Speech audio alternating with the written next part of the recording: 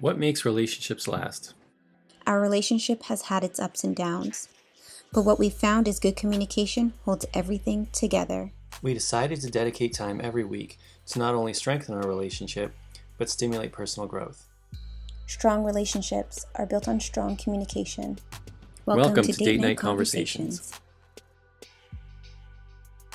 Hey guys, and welcome back to another episode of Date Night Conversations. I'm Chantel. And I'm Greg. And guys, in this video, Greg and I are going to ask each other 3 random questions we have never asked each other before. I'm really looking forward to these questions tonight. I am too. No idea where they're going to go, but I know it's going to make That's the fun part. Yeah. Going to be thinking something I haven't thought before. Yeah. And let's see where it goes. Yeah, man, for sure. Ready to get into it? Absolutely.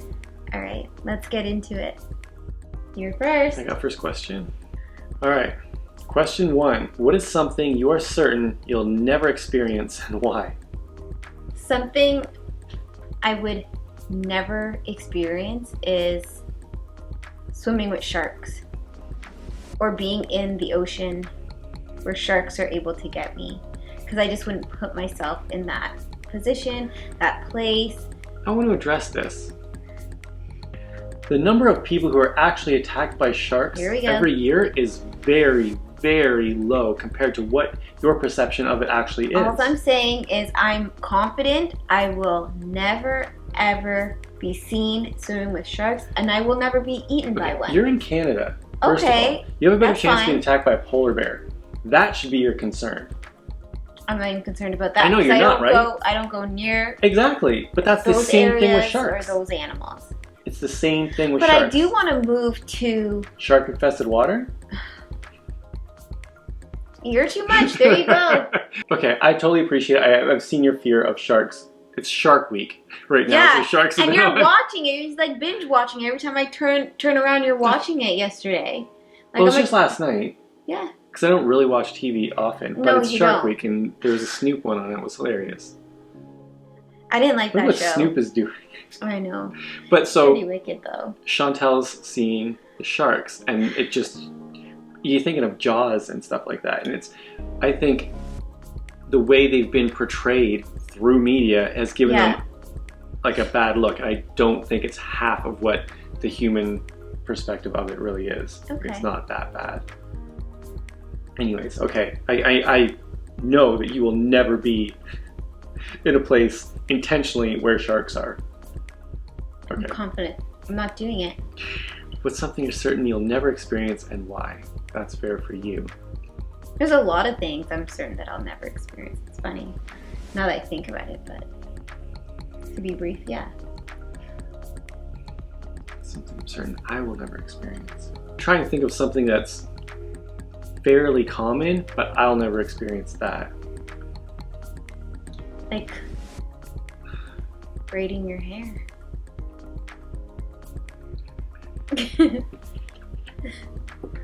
Oh, that's not I am certain I will never experience braiding my hair. You're not gonna get it cane road. I will never know what it feels like to have my hair cane road. Guess we'll never know. Or French braided. None of it. Okay, so I don't know what I'll have left for hair. If I grew it in now, I would still have hair. It's just receded. I think it's like thinning a bit here. Okay. Anyways, so yeah, I'm never gonna feel the wind through my hair. Oh, but it'd be so funny to see it blow through your hair though. And how would it feel? Yeah, I miss that because I used to have that. It's a good feeling to have someone like play with your hair or have the wind go through your hair. If you have hair, appreciate that. Anyways, I think that might be good and I'm gonna go with it now. But what if I'm like 70 and I don't care about shaving anymore? Let's just see what happens. And I start getting like just this thing going and it gets length to it. And then just for fun, my grandkids go and they French braid it or they cane row it.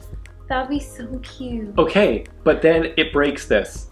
Something I'm certain I'll never experience because that is a possibility.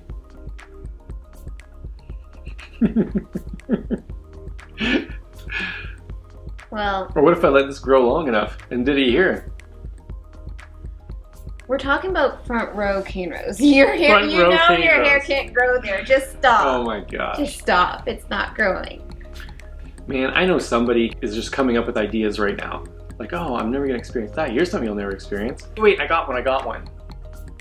Have you ever seen those ridiculously super high jumpers, like divers? I would never do that. They climb the ladder all the way up and it's just held with cables. And the ladder's like rickety like this. They go all the way to the top and you get their view looking down, and it's so far down. And then from where the viewers are watching this, it just looks like they're going to a backyard swimming pool. Like, it's not even deep. It's just like a bucket. And they're gonna jump in there. No. But you know what I'm talking about. You've seen that. Yeah, I will never experience that. 50 mil? No. Hell no. 50 I mil. could die. I'm not, there's like the injuries that are possible that could be like life altering, it's not worth 50 million. No. Good for you. Okay. I'm not jumping off that thing. So you're confident. I am confident. Good. I will never jump off the tall rickety ladder. I'm thinking of Red Bull. I think they're a good sponsor of that, those super high divers. Well, I don't even know what that event is called. This is like way higher than the Olympics. Oh my It's goodness. silly. All right. Well, I'm glad you're confident, and I'm glad you wouldn't do that. Thank you. All right, should we throw it back to them? So mine is sharks, and yours is a high ladder. Extremely jumping off of a extremely high ladder, or what infrastructure, whatever it is. Whatever the infrastructure. We got it. Super high diving. Okay, should we throw it back to them? All right, guys, we're gonna throw the question back to you, but I'll read it one more time. What is something you're certain you'll never experience, and why? All right, guys, you know what to do. Drop a comment down below. This is just one that can have such a variety of responses. Yeah, because when I think about it, we got to keep it brief, but there's so many things I know that I was like, no, I would never experience that. That would not happen to me. Like, I'm not gonna jump on the back of a cow. I'm not gonna try to ride a manatee. Not gonna try to ride a bull. Yeah, definitely not bull riding. That's a good one. I'm not gonna jump on the back of any large animal to see how it would respond. I'd like to ride an ostrich. I think that would be interesting. Can they support me? I'm gonna find that one out. That's a possibility. No, that's too much. But generally speaking, I know there's people who just jump on the back of a cow and see what happens, or the back of a moose. Don't do it. So silly. Okay. All On right. to the next question. Next question. So I'm up. Okay. What's something you'd like to be forgiven for?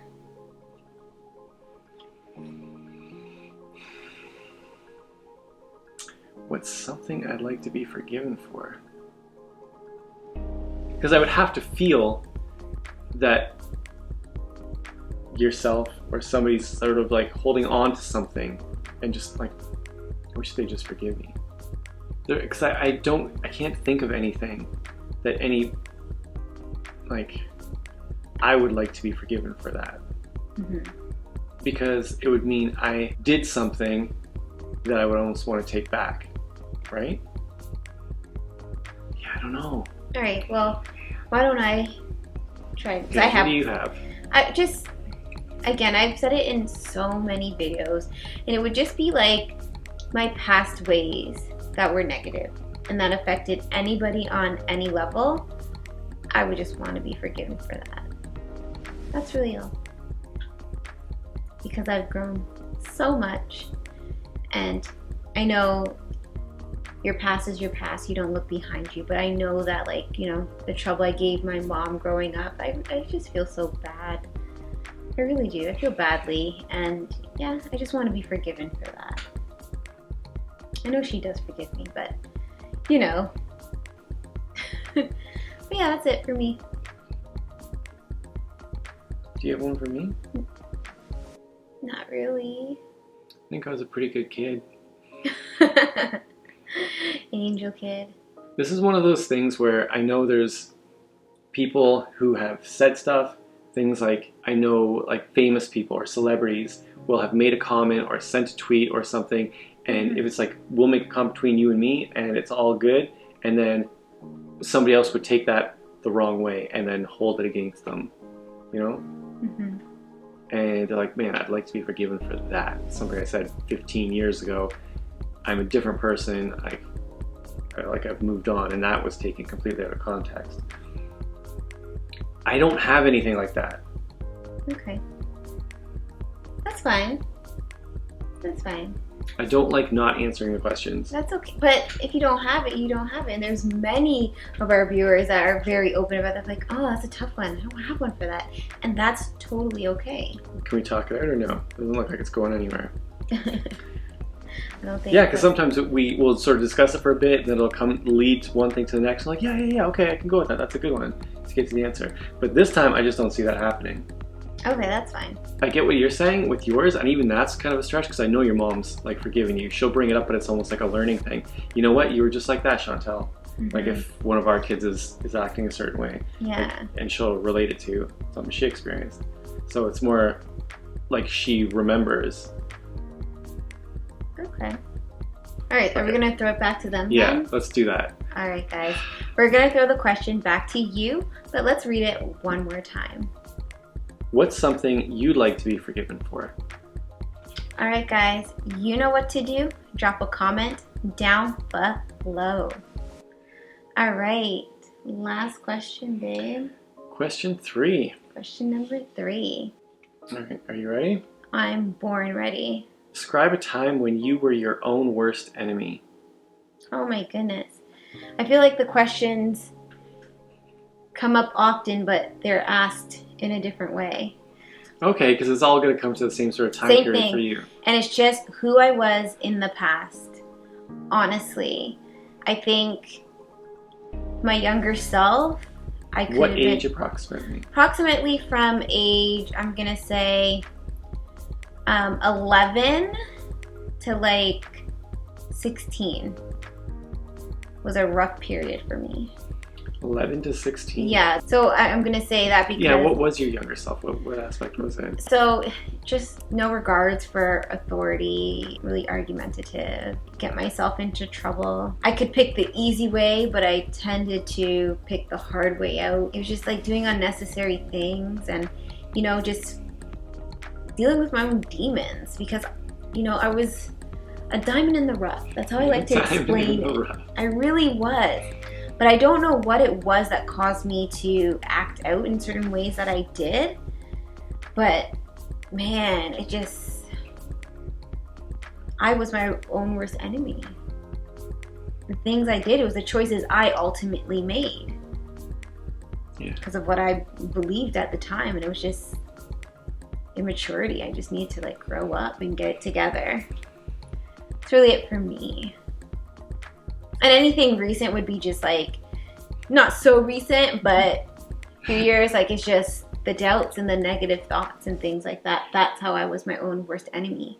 You learn from all of it. You really do. And I'm grateful for those experiences that I had because I can honestly say that I've grown and I've learned from them. How about you? One point in my life, and there's just this dark period. It was my first serious relationship and broken up.